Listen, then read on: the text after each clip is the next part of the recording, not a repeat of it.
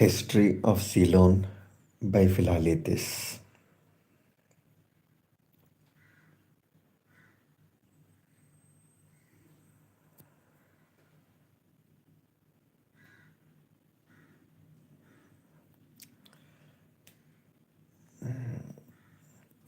This particular copy has a handwritten note saying that it was written by Robert Fellows.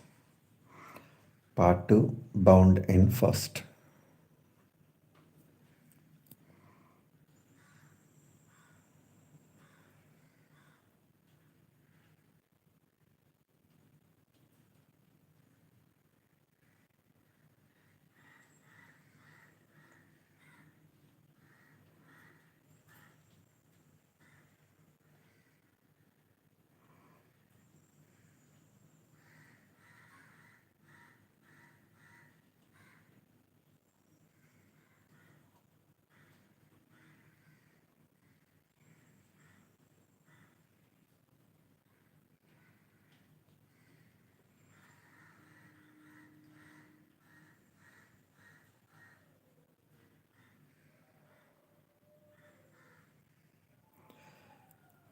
Captain Robert Knox,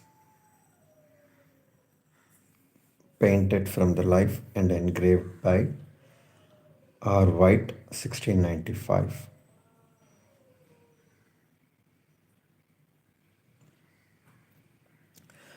The history of Ceylon from the earliest period to the year MDCCCXV, that is 1815, with characteristic details of the religion, laws, and manners of the people, and a collection of their moral maxims and ancient proverbs, by Philalethes A.M. Oxonian, to which is subjoined Robert Knox's historical relation of the island with an account of his captivity during a period of near 20 years, illustrated with the head of the author, with figures, and with a map of the island.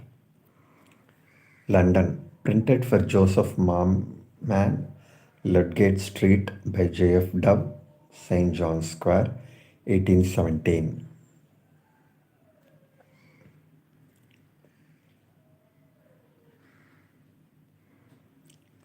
Preface.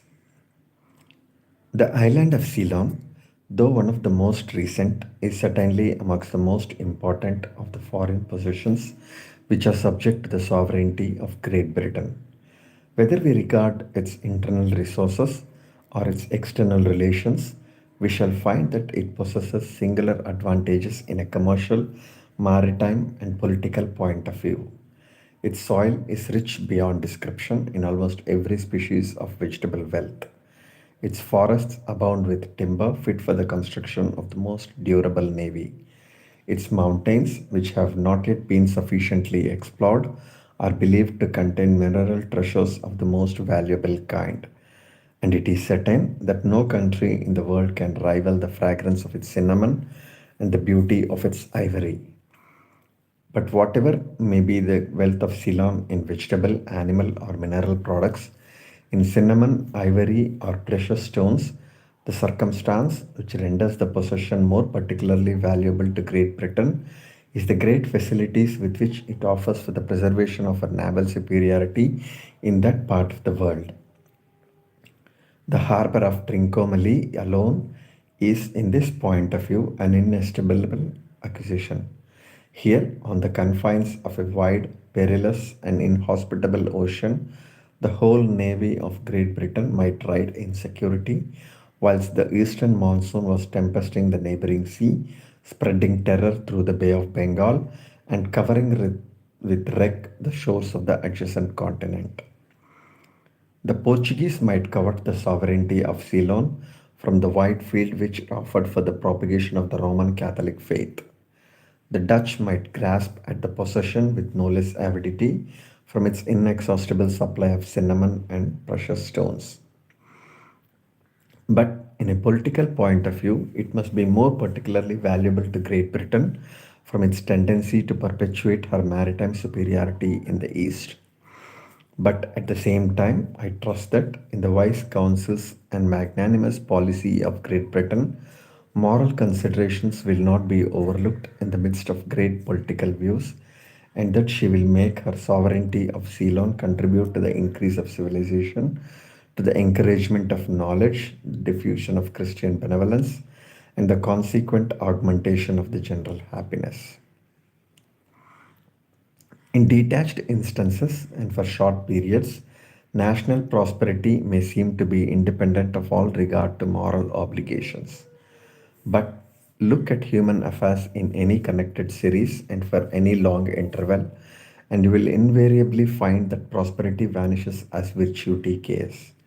Injustice may, for a season, spread its branches far and wide, and according to a scriptural comparison, flourish like a green bay tree. But the time of storms and darkness will come when the object which once delighted the eye will vanish from the sight. No truism can be more true than that honesty is the best policy, both with respect to the conduct of individuals and to the administration of states. The territorial sovereignty of India may hereafter be wrested from this country in the fluctuations of dominion to which that part of the world has always been more particularly liable. But whenever this catastrophe may occur, still the possession of Ceylon will, in a commercial and maritime point of view, be no inadequate compensation for the loss. For as commercial superiority must always be associated with that of maritime preponderance, and as the sovereignty of Ceylon must secure that preponderance in the great Indian Sea, the loss of our Indian commerce would not follow that of the territorial sovereignty. As long as we possess that great naval power in the West, which is likely to be coeval with our present free government, the harbor of Trincomalee will, more than anything else, favor the permanence of the same power in the East. The dominion of the land may be more gratifying to the thirst of military distinction, but it is the dominion of the sea which alone can afford security to commercial enterprise. The wealth of nations may arise out of the soil, but of what little comparative importance is this wealth without the facility of commercial exchange? Or what can afford facilities to the prosecution of that commercial exchange by which nations are most enriched, equal to the dominion of the sea? The vital interests of Great Britain, in a national point of view, are principally concentrated in her maritime greatness, and they must consequently be more or less intimately combined with the sovereignty of this favored isle. The ancient fables of the Sinhalese represent their country as having been first governed by a descendant of the sun, and I cannot but express a hope that the wisdom, the justice, and the humanity of Great Britain in the exercise of her sovereignty over Ceylon may render that country in modern times what she might once have been in more ancient, the center of a moral and intellectual light which may scatter its beneficent rays over the whole East. Ceylon offers the most auspicious theatre and the most favorable opportunities for the gradual emancipation of the people from that state of degradation in which they are kept by the institution of castes. The institution of castes is the most formidable engine which was ever devised for perpetuating the subjugation of man, for sacrificing the many to the pride of a few, for keeping down the growth of the intellectual faculties, and for repressing the free expansion of all the social sympathies. It renders vain and abortive that germ of genius which the great father of all intelligence often imparts to particular individuals. It makes all melter culture impossible, except in a mode determined not by the ruling propensity of the person, but by the unalterable decrees of the state. It opposes an insuperable obstacle to the exercise of the active powers, which must be most successful where it arises out of preference and concentrates most volition in the production of the desired effect. For the wisest purposes and the most glorious ends, the Father of Spirits has implanted in the bosom of every individual a desire to better his condition and to add to his stock of enjoyment. But the elastic energy of this principle is relaxed and enervated by the institution of castes, which is equally at variance with the laws of God and with the welfare of man. But if, by the gradual operation of some discrete, rational, and benevolent system, this institution of castes could be abolished in Ceylon, the effect of the example must, sooner or later, diffuse itself over the continent of India. The great and solid chain can only be broken by degrees. But if we can snap some of the links, the force of the whole will be diminished till, in the course of ages, it will crumble into dust.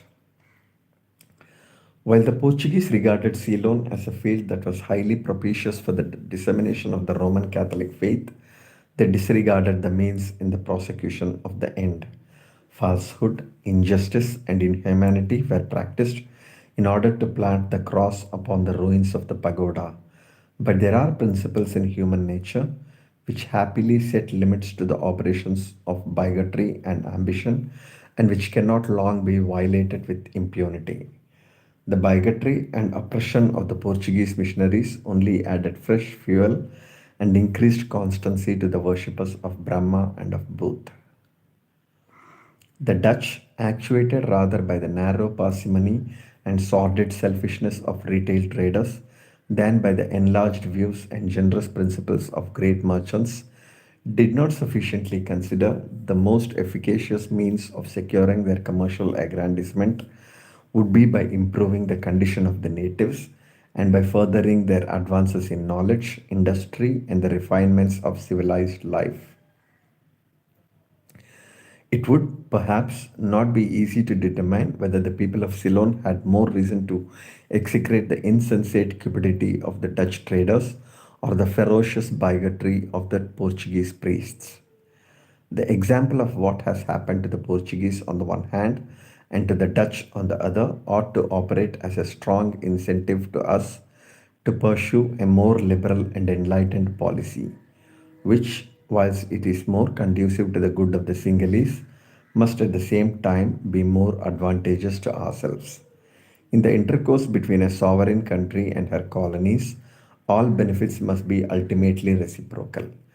Their good must be the good of communion. In the conduct of states as well as in that of individuals, there is no reaction so speedy or so efficacious as that of benefits. As one who has often revolved and humbly adored the awfully